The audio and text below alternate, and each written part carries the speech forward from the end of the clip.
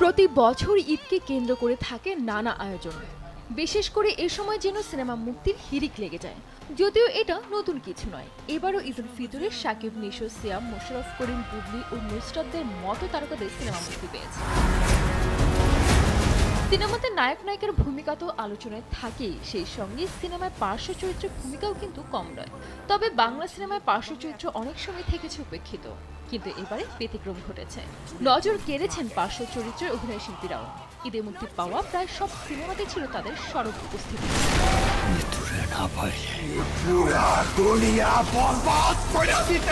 পার্শ্ব চরিত্রে আলো ছড়ানো অভিনয় শিল্পীর তালিকায় রয়েছেন শহীদুজ্জামান সেলিম, সুনেরা বিনতে কামাল, রাজীব সালেহিন, শ্যাম ভট্টাচার্য, সুমন আনোয়ার, নৈঝতা হাসিন রৌদ্রময়ী ও রাশেদ মামুন অপুর মতো তারকা।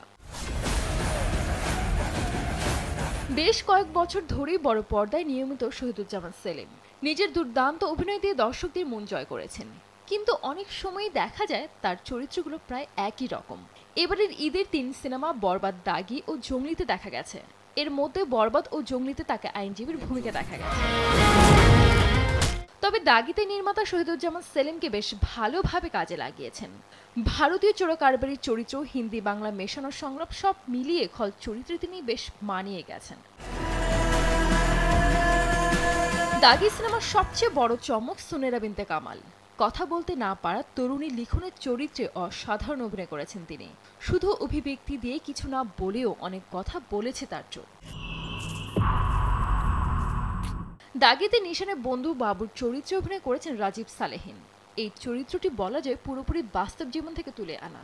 আমাদের প্রত্যেকের জীবনে একজন করে বাবু থাকে, যে খারাপ ভালো সব সময় বন্ধুকে আগলে রাখেন। মফস্বল শহরের তরুণ বাবুর চরিত্রে রাজীব সালেহিনের কাস্টিংকে যথাযথ বলতেই হবে। আমি হালকা ছিটকুস্ত টাইপের একটা মানুষ। সাম্প্রতিক সময়ে অনেক সিনেমা ও সিরিজে খল চরিত্রে দেখা গেছে রাশেদ মামুন অপুকে, আর যেগুলোর বেশিরভাগই ক্লিশে। কিন্তু দাগি সিনেমা তাকে দারুণভাবে ব্যবহার করেছে নির্মাতা। তার ক্রূর হাসি আর চোরা চাহনি ভয় ধরিয়ে দেয়। একই কথা প্রযোজ্য জঙ্গলি সিনেমার ক্ষেত্রেও। ভাইরাল সাংবাদিক চরিত্রটি ছোট হলেও এতে ছাপ রাখার মতো অভিনয় করেছেন তিনি। আপনার বউ বাচ্চা। খল চরিত্র গন্ডার বাবু হিসেবে সুমন আনোয়ারের উপস্থিতি ছিল সত্যি ছাপ ফেলার মতো। ইদানিং তিনি খল চরিত্রে প্রচুর কাজ করছেন। বেশিরভাগই মনে রাখার মতো হয় না, তবে চক্কর ব্যতিক্রম। চরিত্রটি ঠান্ডা মাথার, সংলাপ পরিমিত, যার সঙ্গে পুরোপুরি মানিয়ে গেছেন এই নির্মাতা ও অভিনয় শিল্পী। বরবাদ দিয়ে ব্যাপক পরিচিতি পেয়েছেন ভারতীয় অভিনেতা শ্যাম ভট্টাচার্য। সিনেমাটিতে শাকিব খানের ব্যক্তিগত সহকারী জিল্লুর চরিত্রে অভিনয় করেছেন তিনি। তাকে উদ্দেশ্য করে জিল্লু মালদের সংলাপটি নিয়ে সামাজিক যোগাযোগ মাধ্যমে বিস্তর চর্চা হয়েছে। জিল্লুর চরিত্রটির সঙ্গে শাকিব অভিনীত চরিত্র আরিয়ান মির্জার পর্দার রসায়নও পুরোপুরি জমে গেছে। সব মিলিয়ে সিনেমা শেষ হওয়ার পর চরিত্রটি দর্শকদের মনে থাকবে। বাবা মেয়ের গল্প জঙ্গলি।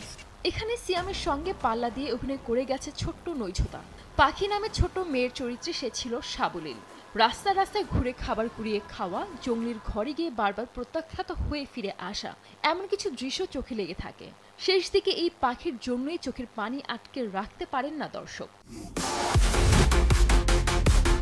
সানজিদ আক্তার, দেশ টিভি। আপনি খুব ভালো করে জানেন আমি কি চাচ্ছি। ছাড়ো।